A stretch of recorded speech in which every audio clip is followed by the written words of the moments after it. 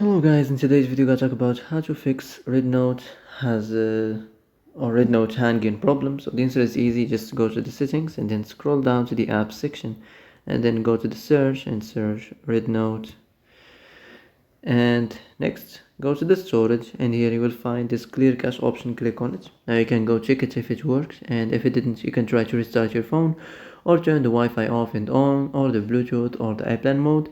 Also you can try to clear data, but be careful. If you clear data, all the Rednote's data will be deleted. This includes all files, the settings, the accounts, the databases, etc. So be careful if you want to clear your data.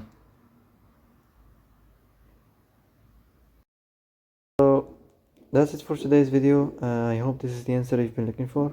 And if you like this video, don't forget to like and subscribe, and see you in the next video.